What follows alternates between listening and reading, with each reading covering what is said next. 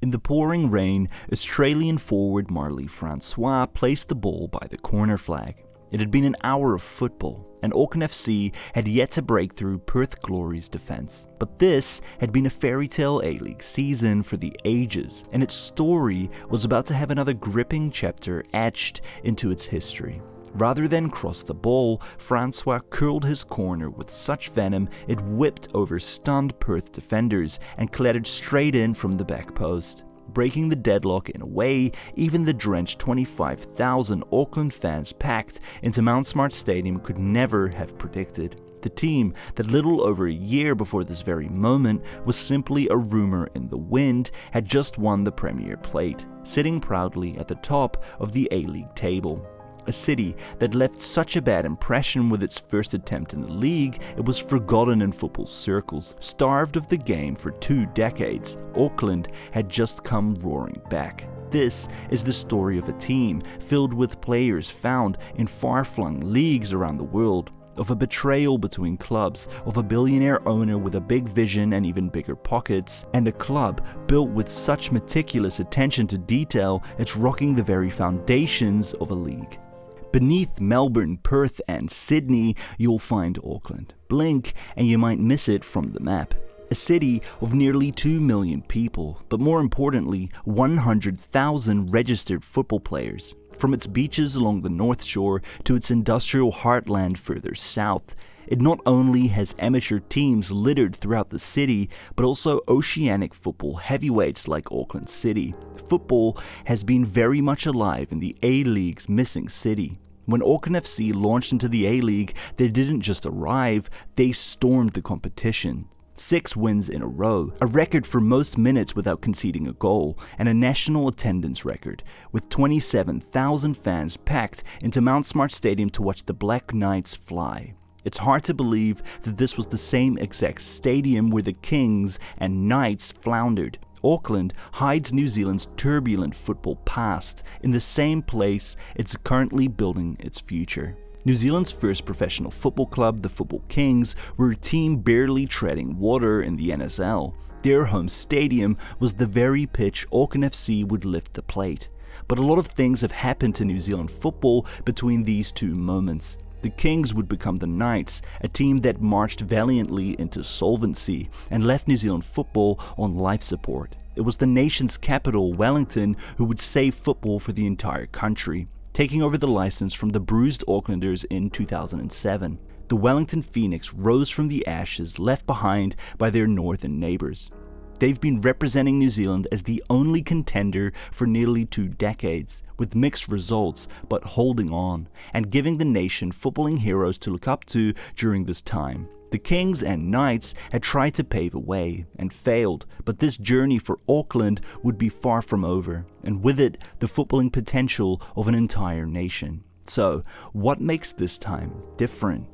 In the 74th minute of Auckland's first ever game in their history, New Zealand winger Logan Rogerson would put a deft finish past the Brisbane keeper, securing the first 3 points for the club and writing a piece of New Zealand footballing history. It's a crazy thought to think that Rogerson had been halfway across the world earlier that year, playing for Noah in the Armenian Premier League. He was joined on the pitch by Verstraeten, a midfield destroyer brought in from the Belgian second tier, Guillermo Mai, a Uruguayan forward who was playing for Newell Old Boys in the Argentinian league. The A-League might have expected statement signings from the new rich kids on the block, but what they got instead was a masterclass in squad building. Visa players hand-picked from remote places around the globe, brought in for their passion and fight, the marquee slot filled by a Japanese left-back for leadership and work rate rather than stardust, a slot so often used by A-League teams for branding purposes, to try and draw ticket sales by maybe seeing a big-name feature for 10 minutes. For Auckland FC, the brand would be built around its identity. Rather than see one big name, they signed many promising young Kiwi players from local leagues and complemented them with seasoned all-whites. From day one, the club had made one thing clear: leave the football up to the football staff and we'll take care of the rest. With an effective team in place on the pitch, the club went about building the connection off of it.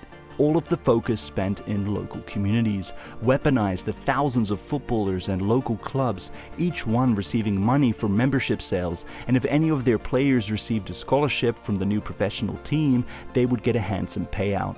The club is giving back to the community, and the community answered the call. A wall of fans calling themselves the Port from the multicultural roots of the city, bouncing during match days, flags from far-flung places flowing in the wind. The club has embraced the city's roots and identity. Everything down to the game day and times planned to maximize their return. Ferris wheels, inflatable slides, and an artificial beach. Nothing is off the table to deliver an experience worth visiting. It has resulted in an average home attendance of over 18,000 in a league where 10 is considered a dream. These are the healthy bones of a club, but in football, everything is not always so straightforward, and the wave sent through the footballing world by Auckland will have an impact beyond just this city. As with most meteoric sporting rises, there is a lot of money involved at the start of this journey. In this case, it was American billionaire Bill Foley, but for Bill and Auckland FC, money might have made things a little easier to get off the ground. It isn't the answer to their success. He had built an ice hockey franchise from scratch in the USA, a team that would lift a trophy in their first season. But the important part here is that he isn't simply a man with a heavy wallet, he has sporting chops. Bill is involved with teams in the French League, Scottish League, and owns Bournemouth in the Premier League. All of them teams run with clarity. And the A-League license in Auckland was never just an investment. Bill saw it as a glaring opportunity, overlooked by the football administrators of the Pacific. Alongside Bill, the team has seen investment from New Zealand sporting royalty, NBA player Steven Adams and ex-All Black Ali Williams, giving the club a distinct New Zealand feel, an emotional stake. Foreign investment isn't a unique concept when it comes to the A-League, with Citigroup's ownership in Melbourne City or Brighton's owner Tony Bloom's stake in Victory. The key difference is in Auckland's owner and investors recognizing the team as not just a franchise, but an opportunity to give fans in the nation's biggest city a football dream to get behind. And that the real hurdle was creating an emotional bond from scratch, connecting with the football soul of a nation and navigating treacherous Aussie footballing waters with clever commercial tactics. This is where Auckland FC have shown the entire world how to successfully build a club from scratch.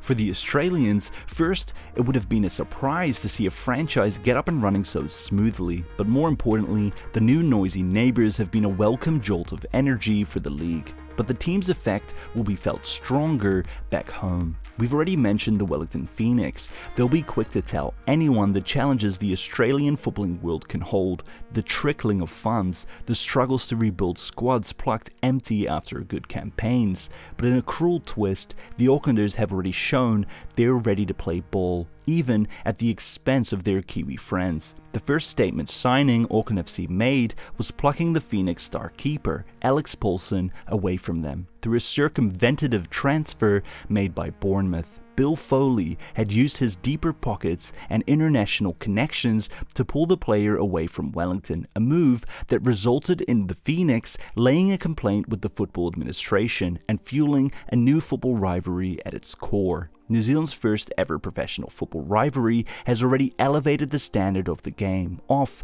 and on the pitch, as both teams look to lay claim to the nation's budding talents. Auckland FC's impact will no doubt be a catalyst for a new era of New Zealand football, one that will be felt by A-League clubs, across the amateur Kiwi football pitches and by the world, when New Zealand's brightest talents drop their yellow, black or blue shirts for the white of their nation. I hope you enjoyed this video. If you did, don't forget to give it a like and subscribe to my channel for more videos like this.